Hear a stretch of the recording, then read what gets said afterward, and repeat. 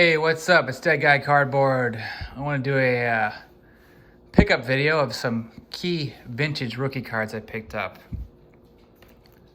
Start with this 1952 Topps Mini Minoso rookie card. I had briefly featured this card in my cards to pick up video for the 2021 season. I think Mini Minoso will get elected into the Hall of Fame or voted in this year, actually. It seems like Major League Baseball is more and more not willing, but really wants to recognize more and more the Negro League players. This year they announced that the Negro League stats will count towards Major League Baseball stats.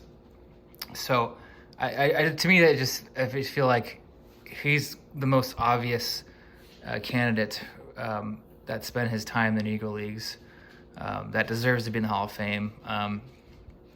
Really great player from the 50s and 60s. He actually played in 5 decades. And he has a 52 Bowman card, too, as a rookie card. But I think the 52 Topps card will be the card to get. I mean, this card has already increased dramatically since I bought it a couple months ago. And these cards are hard to find centered. I mean, this is decent centering. But even like a centering like this is pretty well centered for Mini Minoso. I just love the look of this card. And then I picked up this bad boy. This is a gorgeous 48 Bowman Stan Musial card. I actually originally had an SGC 6 in this card I picked up a couple weeks ago. Wasn't happy with the centering.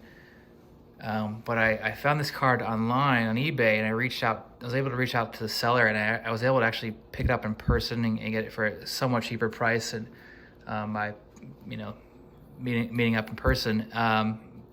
But what really drew me into this card was just look how clear and crisp the registration, the color on this card is. A lot of 48 Bowman cards are faded and really off-centered, especially for Stan Musial. I mean, this card, the coloring looks pack fresh, and the centering's pretty good, and the back's very clean. So I was very, very, very, very happy to pick this card up. I did pay up in price, based off of today's crazy pricing. But this is a card I was willing to pay up for because I've been tracking this card for years, and it's hard to find a card with such great eye appeal.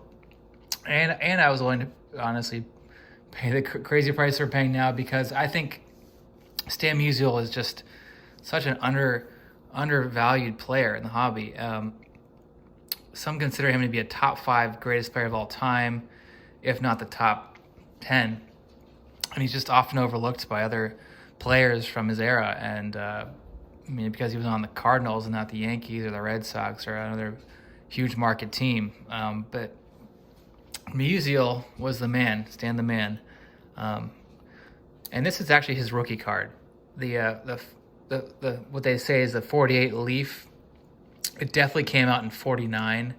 The reason why you see slabs that say 48/49 Leaf is because at first there was confusion of when these cards came out, the Leaf cards, because they have a copyright date on some cards that say 48 and some cards that say 49.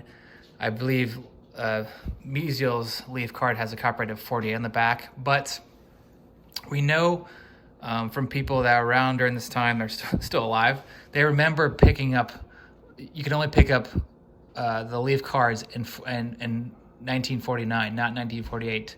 So the copyright date was at 1948 on a few of these Leaf cards because that's when they were able to get the copyright on a photo in the bio in the back. Well, those cards were not distributed until 1949.